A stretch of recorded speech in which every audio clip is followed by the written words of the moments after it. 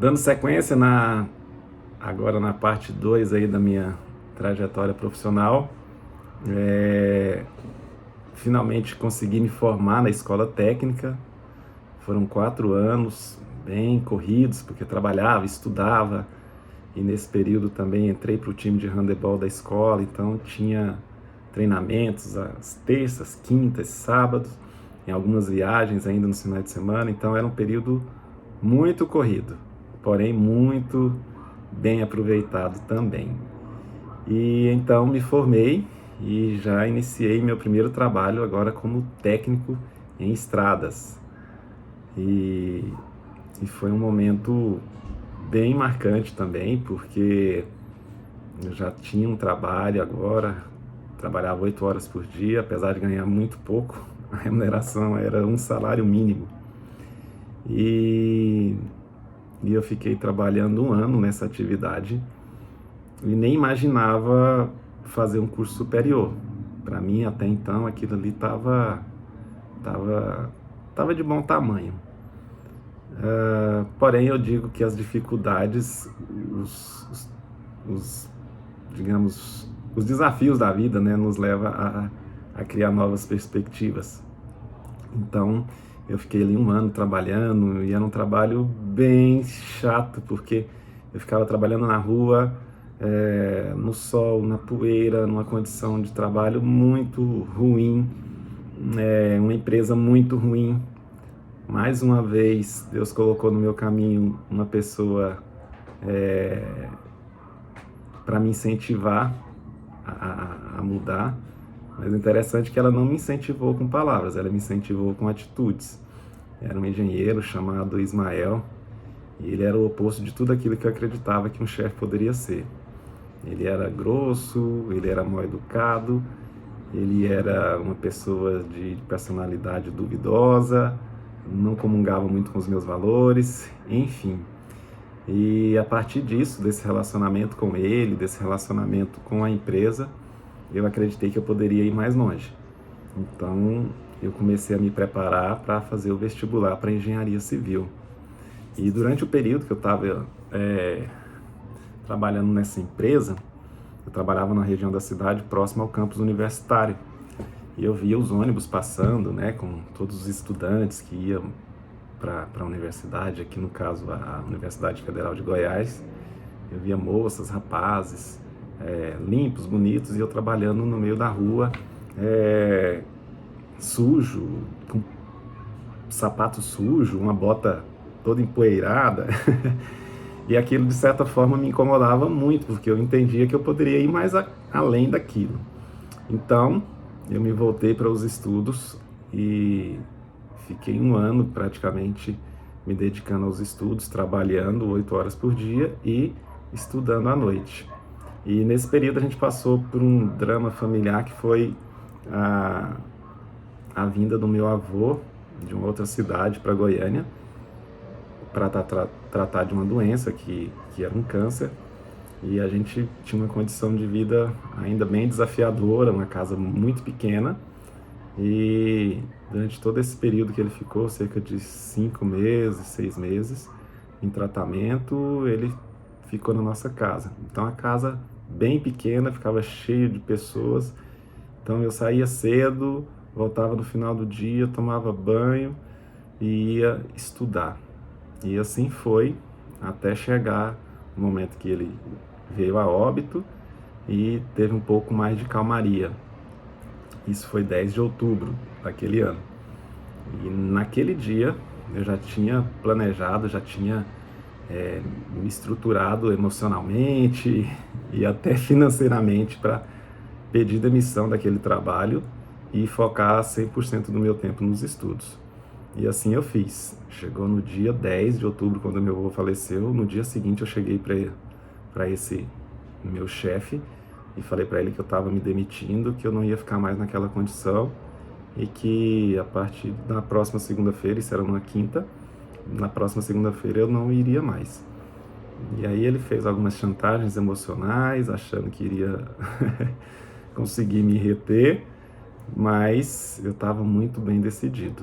E, enfim, Então saí e me dediquei o dia todo para estudar e à noite também, porque durante o dia eu estudava e à noite eu ia para o cursinho para me preparar para o vestibular. Na época ainda não existia o Enem, existia o vestibular de cada faculdade, de cada universidade. E assim eu fiz, foram 3, 4 meses aí, além dos que eu já vinha estudando, intensos, me preparando para o vestibular. E obtive êxito, consegui passar em 2 universidades. Passei primeiro para o curso de Educação Física, que era uma paixão, o esporte sempre foi, e passei para Educação Física numa faculdade aqui chamada de Ezefego, hoje já nem existe mais, e depois passei para Engenharia Civil na Universidade Federal de Goiás. E não foram dias fáceis, foram dias bem desafiadores, porque a rotina de estudo era pesada e o meu pouco recurso financeiro que eu tinha já estava acabando também, então eu não tinha muita opção a não ser passar. Não tinha opção de entrar para uma faculdade privada porque não tinha renda suficiente para pagar e nem meus pais tinham essa condição de bancar os meus estudos. Então a única forma digna que a gente encontrou de sobreviver era estudando e trabalhando e estudando em locais públicos, né? E assim foi. Chegou o dia do resultado do vestibular. Eu me lembro que eram 2 fases ainda, passei na primeira fase e aí fui para a segunda fase do vestibular, que era uma fase que a gente fala descritiva, né? Que você respondia as questões não só objetivamente, mas tinha que escrever. E era bem longa, era um período de 3 dias essa fase. Então, consegui passar muito cansado, já cheguei no final, já estava dando graças a Deus porque tinha terminado, mas com aquele sentimento que tudo que precisava fazer eu fiz. Inclusive ainda compartilhei na semana passada isso com um sobrinho meu, que está se preparando para o curso de medicina, e falei para ele que o interessante não é passar agora ou passar daqui a um ano. Isso vai acontecer, desde que ele se dedique e tenha em mente que tudo que precisa ser feito ele fez, ou seja, entrega total, né? E isso é o maior, digamos, para mim foi a maior satisfação ter tido essa entrega total e ter a consciência de que tudo que eu podia fazer eu fiz. E assim foi feito. Passei para o curso de Engenharia Civil e aí comecei a vislumbrar um novo horizonte na vida, né? Agora iria me tornar engenheiro civil, o primeiro da família a ter um curso superior, tá? E quando eu digo a família é entre irmãos, primos, tios. Eu fui o primeiro a conseguir essa façanha de entrar para uma universidade pública e ter um curso superior. Eu me lembro muito bem que na época, isso foi em 1998, cerca de 1% só da população brasileira tinha curso superior, de nível superior. Ainda bem que isso mudou, isso melhorou, mas esse era um dado assim bem interessante, porque eu ficava abismado como poucas pessoas conseguiam aquele feito, né, de cursar uma faculdade. Isso tem melhorado e eu creio que isso aí é parte do desenvolvimento da nação e vai melhorar mais ainda. Então entrei para o curso de engenharia e aí também veio outros desafios, né? Agora uma etapa mais complexa, porque o curso de engenharia na Federal ele me tomava o dia todo. A gente tinha aula às vezes pela manhã e à tarde, às vezes só pela manhã, às vezes só pela tarde. Então eu não tinha um horário muito bem definido e não me possibilitava trabalhar com, digamos, carteira assinada. Então eu tinha que fazer meus bicos. Então uma forma de sobreviver era dando aulas em estudos dirigidos. Substituía alguns professores às vezes em algumas escolas, e foi um período interessante também, que eu aprendi muito, porque eu só pegava alunos com problemas que não davam conta de ser resolvidos na sala, e reforço escolar também, e eu tinha que resolver aquele problema.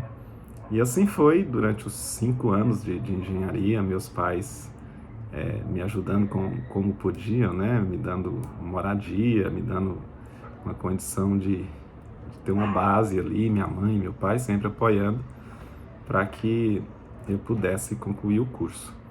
E interessante também que nesse momento do curso de engenharia, eu fazia parte de uma equipe de handebol. E a gente disputava campeonatos nacionais de handebol. E eu tinha um objetivo ali, quando eu comecei lá atrás na escola técnica, vocês lembram que eu falei que eu comecei a fazer handebol no primeiro ano de escola técnica?